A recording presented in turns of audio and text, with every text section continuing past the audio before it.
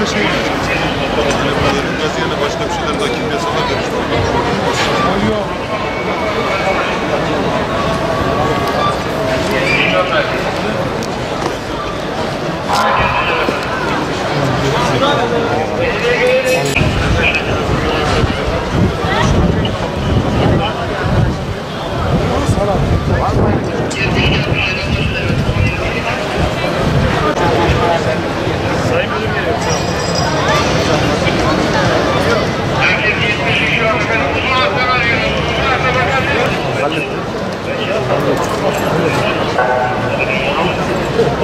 İki tane şey çekilmiyor. Sen bunu nereden buldun? Ben benimle bizim arabada kim bu? Ben de burada üretimi yürütüyorum onları. Ben bir şefinizi dinleyin arkadaş. Ne bir şefinizi dinleyin.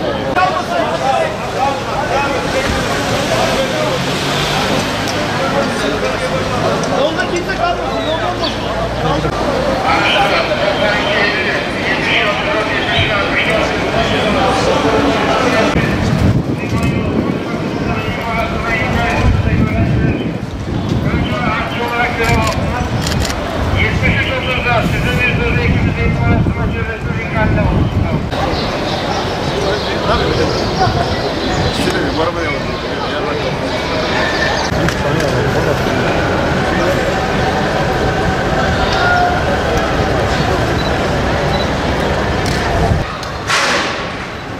Kirve gel.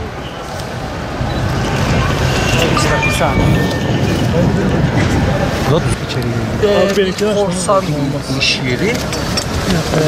Arkadaşlarımız da burada, itfaiyeden. Bizim arkadaşlarımız da inceliyorlar. Bu balonlara helyum gazı doldurulan bir korsan iş yeriymiş.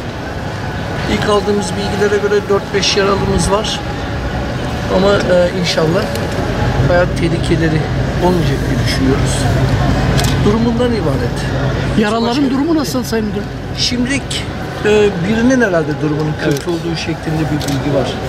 Hastanelerine de geldi ama diğerlerinin durumunun iyi olduğunu söyledi arkadaşlarımız. Tamamen imalathane, korsan bir imalathane. Yaralılar imalathaneden Ve orada çalışanlar. çevreden yaralı. Çevreden herhalde bir kişi var. Sokaktan geçen bir vatandaşa bir parçayı sanırım. Toplam 5 yaralı değil mi? İntikal eden bilgi bu. Teşekkür ederim. Ya bunun dışında başka bir şey yok. Yani farklı bir konu değil, tamamen bir iş kazası. Teşekkür ederiz. Ama ben teşekkür ederim.